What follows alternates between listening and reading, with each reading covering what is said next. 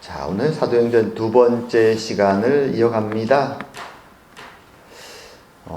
오늘 본문의 배경이 되는 로마 시대도 그렇지만 지금 이 시대에도 인간이 살아가는 이 세상에는 전쟁의 소식이 멈추지 않습니다. 뉴스를 틀면 항상 전쟁의 소식이 제일 앞에 톱뉴스로 나와서 폭탄이 터지고 사람이 죽어가는 참혹한 전쟁의 모습들이 매일매일 뉴스에 등장합니다. 과연 저 전쟁 속에 살아가는 나라의 사람들은 포탄이 자기 집 옆에 떨어지는 걸 볼 때 얼마나 두려움과 근심과 걱정 속에서 살아갈까 하는 생각을 하게 됩니다. 여기에도 어르신들은 한국에서 있었던 그 전쟁의 기억들이 머릿속에 있는 분들도 있으실 것입니다. 전쟁이라는 것은 참혹합니다. 물론 우리는 전쟁에서부터 멀리 떨어진 캐나다 땅에 살아갑니다. 하지만 큰 폭탄의 소리는 들리지 않지만 사람이 살아가는 땅 어디에나 다툼이 있고 걱정과 근심은 끊이지 않습니다. 여러분 어떠신가요? 하나님을 믿는다는 것, 세상의 근심과 걱정은 다툼은 끊이지 않는데 내가 하나님을 믿는다는 이 사실이 하나님을 믿지 않는 여러분 옆에 있는 이웃과 나의 마음가짐을 다르게 하나요? 내가 하나님을 믿는다는 것이 그 걱정스럽고 힘든 상황 속에서 나에게 힘이 되고 나에게 평화를 가져다 주나요? 여러분은 어떻습니까? 오늘 본문에 어떤 면에서 부활하신 예수님을 목격한다는 것은 하나님의 능력과 은혜를 경험하는 대단한 일입니다. 부활하신 주님은 40일 동안 제자들과 함께 합니다. 하지만 오늘 본문에 보게 되면 그 기적을 경험하는 제자들에게도 여전히 두려움과 걱정이 있었습니다. 오늘은 하나님의 능력 앞에 서 있음에도 불구하고 여전히 자신 눈으로 목격한 이 세상의 걱정을 벗어나지 못하고 있는 제자들의 모습을 보면서 과연 우리들은 어떠한가? 우리의 모습을 돌아보는, 그리고 하나님 우리에게 어떤 메시지를 주기 원하시는가 생각해보는 시간을 갖기 원합니다. 자, 오늘 본문의 제자들은 그 40일에 부활하신 주님과 동행하는 정말 은혜로운 시간을 경험하고 있습니다. 하지만 그들은 주님께 이렇게 질문을 던집니다. 주께서 이스라엘 나라를 회복하심이 이때니까? 헬라어 원문에 봐도 그렇고 영어에도 그렇고 제일 앞에 나오는 등장하는 말은 at this time. 이때입니까? 이때입니까? 이게 계속 강조됩니다. 아니 지금 죽음에서 살아나신 능력의 주님이 그들 앞에 계신데 그들은 왜 이 질문을 던지고 있을까요? 그것은 주님이 부활해서 그들 앞에 있지만 그들의 현실은 바뀌지 않았기 때문입니다. 어떤 현실입니까? 주님을 죽음으로 몰고 갔던 그들의 대적자들, 제사장들과 바리새인과 이스라엘 종교 지도자들은 예수 믿는 자들을 잡으려고 여전히 서슬이 버럭게 쫓아다니고 있습니다. 그래서 그들은 예수님이 나타났을 때 문을 꼭꼭 걸어 잠그고 숨어 있었습니다. 그 두려움의 현실이 여전히 문 밖에 있는 것이죠. 그리고 예수님은 십자가에 못 박았던 두려운 로마의 총독과 군대들이 여전히 문 밖을 다니고 있습니다. 주님은 부활하셨지만 현실은 하나도 바뀐 것이 없습니다. 두렵고 떨리는 현실이 그들의 눈앞에 있는 것이죠. 그래서 그들은 질문합니다. 이때입니까 주님? 주님이 약속하신 그 나라를 회복하시는 것이 이때입니까? 그 나라가 어떤 나라입니까? 하나님이 아브라함에게 약속하셨고 다윗을 통해서 세웠던 위대한 하나님의 나라입니다. 그리고 비록 한때 그들의 불순종으로 멸망했지만 하나님의 선지자들을 통해서 계속 약속해 주셨던 위대한 다윗의 자손을 통한 메시아를 통해 세워질 회복될 하나님의 나라, 참된 평화와 정의가 넘쳐나는 나라, 하나님 백성들에게 안식이 주어지는 그 나라, 그 나라를 소망하는 것입니다. 그런데 오늘 주님의 대답을 보게 되면 이렇게 간절히 이때에 그 나라가 임하는가 기대하고 있는데, 그것을 왜 메시아이신 주님이 왔다고 확신하는데, 그 모든 구약의 약속들을 성취하실 거라고 믿고 있는데 주님은 전혀 다른 대답을 합니다. 주님이 이렇게 얘기하시죠. 때와 시기는 아버지께서 자기의 고난에 두셨으니 너희가 알 바 아니요 오직 성령이 너희에게 임하시면 너희가 권능을 받고 예루살렘과 온 유대와 사마리아와 땅끝까지 이르러 내 증인이 되리라. 이 대답을 잘 보게 되면 제자들의 관심과 주님의 대답이 전혀 포커스가 다르다는 것을 보게 됩니다. 제자들은 눈앞에 보이는 현실 속에서 지금 자신들의 목숨이 붙어있는 지금 이때에 과연 하나님의 약속이 성취될 것인가? 내 눈앞에서 내 목숨이 붙어있는 지금 이 순간, 두려움, 현실이 눈앞에 있는 이 시간에 과연 주님의 약속된 나라가 성취될 것인가? 그리고 이제 내가 이 두려움에서 해방되어서 참된 평화를 누릴 수 있을까? 라는 것을 관심을 갖고 있는데 오늘 주님은 전혀 그들의 두려움과 그들의 관심과 기대에 부응하지 않습니다. 어떤 면에서 이전에 이미 하셨던 말씀이죠. 그 때는 너희들이 알 수도 없고 너희들이 관심 가질 필요도 없다. 인간적인 입장에서는 너무나도 알고 싶은데 주님은 관심이 없다고 말합니다. 그리고 그 대신에 너희들이 관심을 가지고 기다려야 될 것은 성령의 임재이다. 그리고 너희들이 성령의 은혜를 입으면 나의 증인으로 이 세상을 살아가게 될 것이다 라고 말씀해 주십니다. 왜 이렇게 제자들의 관심과 주님의 관심이 전혀 다른 것일까요? 주님은 왜 제자들의 두려움을 신경 쓰지 않는 것처럼 보일까요? 사실 이 두 가지 관점은 교회 역사 2000년 동안 계속 반복되었습니다. 사람들은 항상 질문했습니다. 교회 2000년 역사 속에서 주님의 재림이, 하나님 나라가 임재하는 것이 이때입니까? 그리고 많은 극단적인 그룹들은 주님의 재림이 이제 이 시점에 이른다고 외치면서 광신도적인 종교 모임을 형성했던 것이 교회 2000년 역사에 수도 없이 많이 일어납니다. 사람들은 계속 묻습니다. 이때입니까? 이때입니까? 하지만 성경은 그것에 대해서 묻지 말라고 말합니다. 그럼에도 불구하고 사람들은 계속 묻고 이단의 지도자들은 이상한 지도자들이 나타나서 이때다라고 외쳐주죠. 그럼 사람들은 거기에 몰려갑니다. 마치 광신도처럼 세상 사람들의 눈에는 이해할 수 없이 몰려갑니다. 왜 교회 2000년 역사 속에 이런 일들이 계속 반복되는 것일까요? 지금도 그런 사람들이 많이 있습니다. 이 성을 가지고 바라보면 도대체 말이 안 되는데 그 꼬임에 넘어가서 세상의 모든 것을 던져버리고 뛰쳐갑니다. 이 시간이라고 생각하는 것이죠. 왜 이런 일이 벌어질까요? 근본적으로 그것은 인간이 가지고 있는 불안과 두려움 때문에 그렇습니다.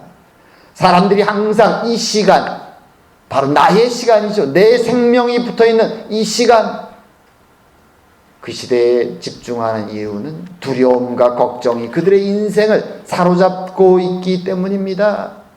낙원을 쫓겨났던 사람들은 그 이후로 항상 불안과 걱정 속에 살아갑니다.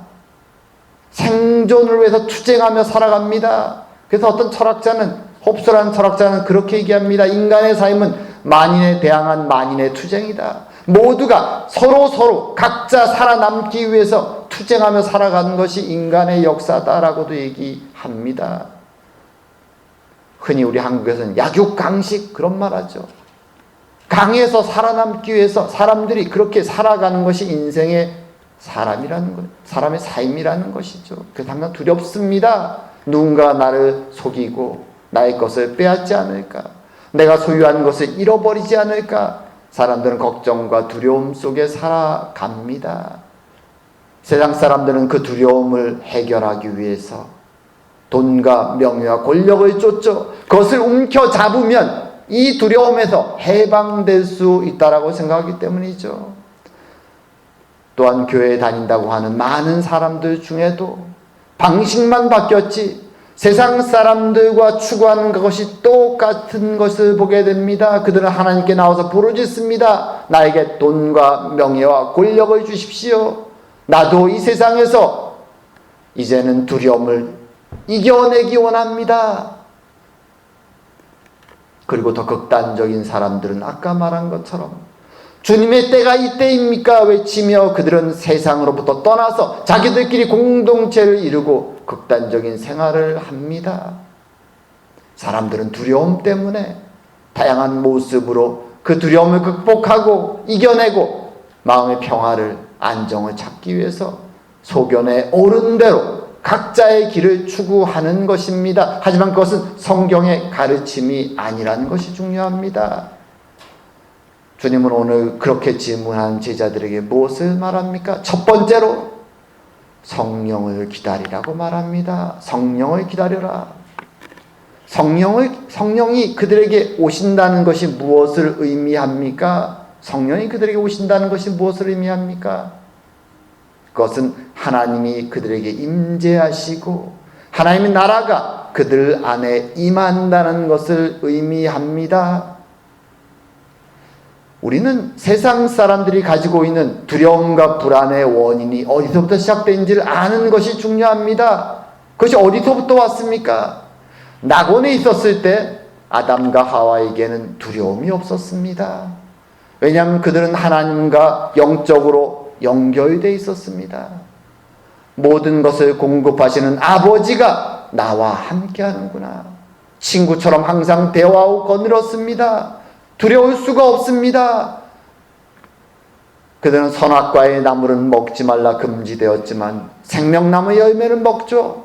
그리고 모든 것을 하나님의 뜻에 따라 살아가면서 두려움 없이 살았습니다. 하지만 죄를 범하고 하나님과 영적 관계가 끊어지고 에덴에서 추방되었을 때 그들은 마치 길을 잃은 어린아이처럼 어찌할 바를 모릅니다.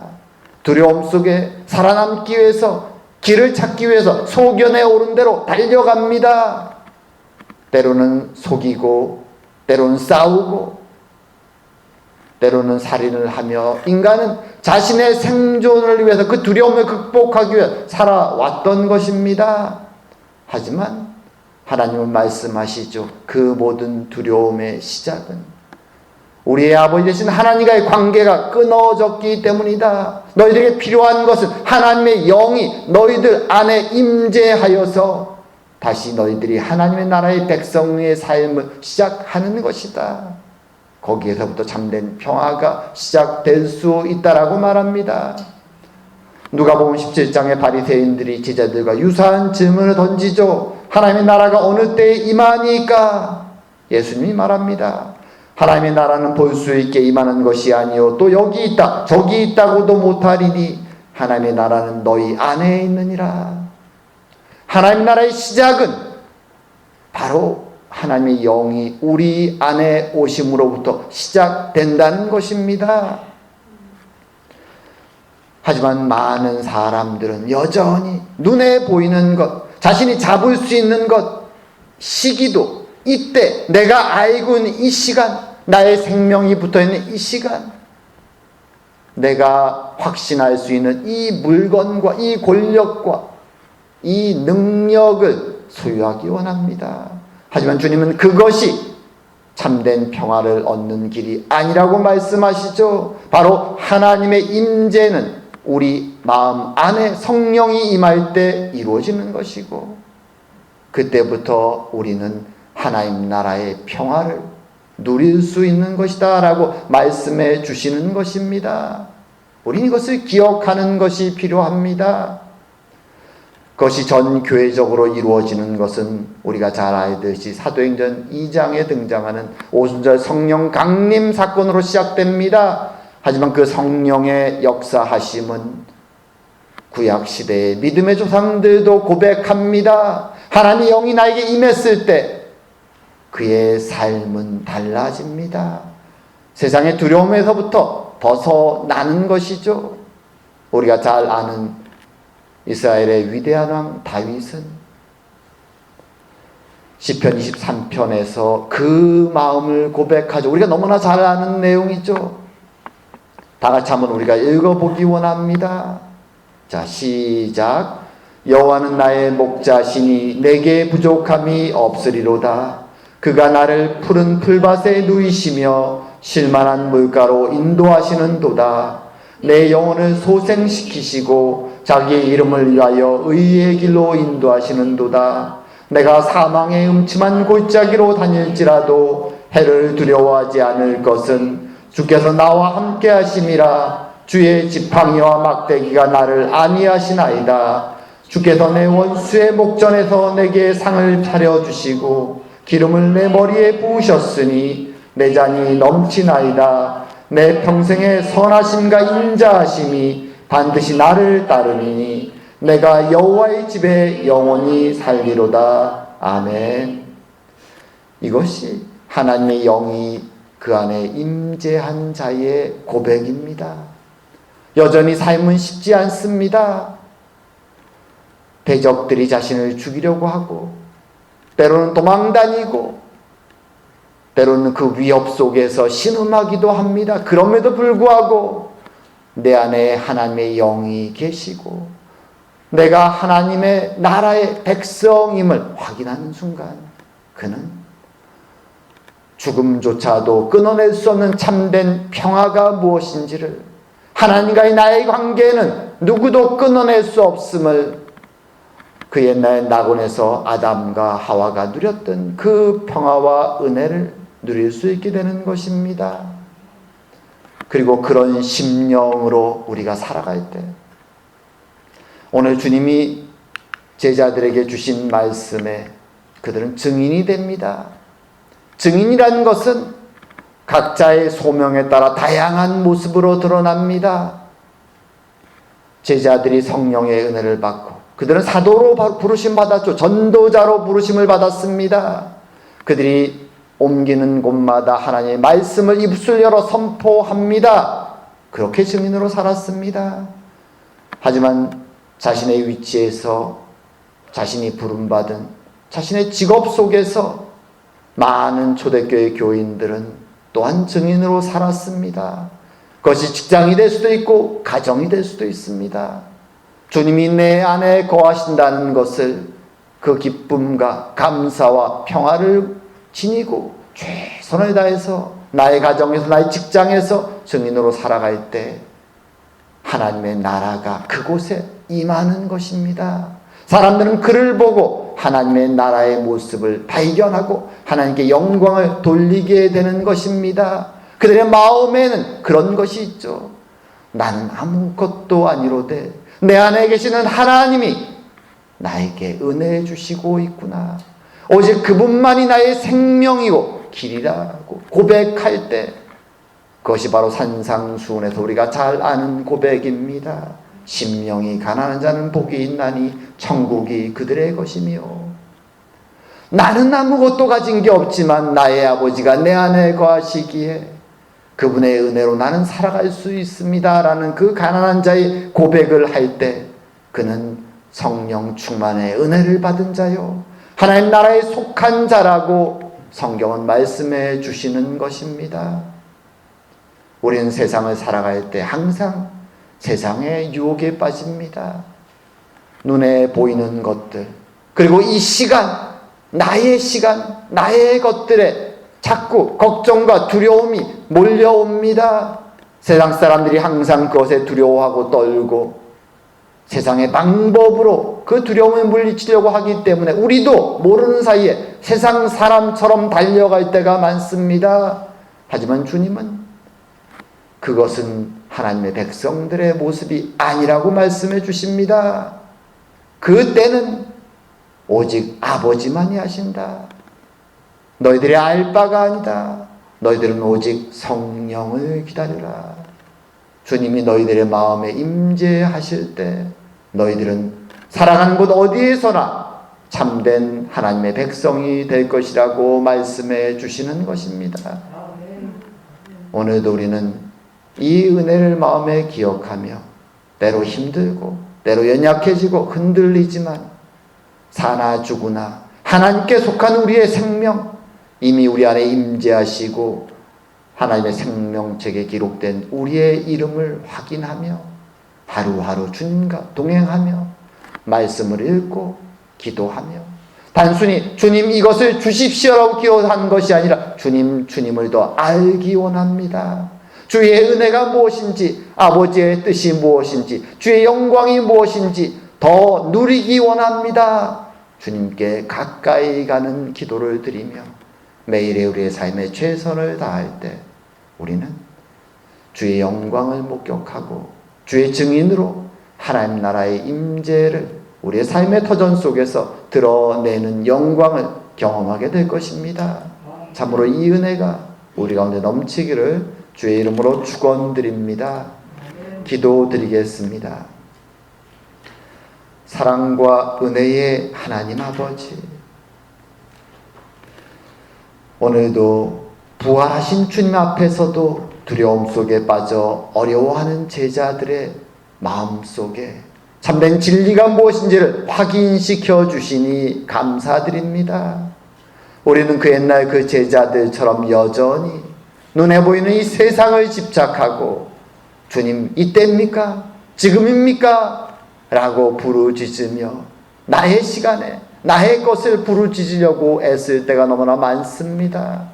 우리의 두려움과 걱정과 연약함을 불쌍히 여겨 주시옵고 우리 안에 이미 임재하신 하나님의 영을 붙잡고 기도하며 말씀과 기도로 주님께 더 깊이 나가며 세상이 줄 수 없는 하나님 앞에서 참된 영광과 안식을 누리며 그로 말미암아 하나님의 증인으로 살아가는 저희들이 다 될 수 있도록 주님 은혜 내려 주시옵소서.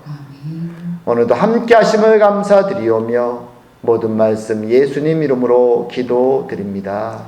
아멘.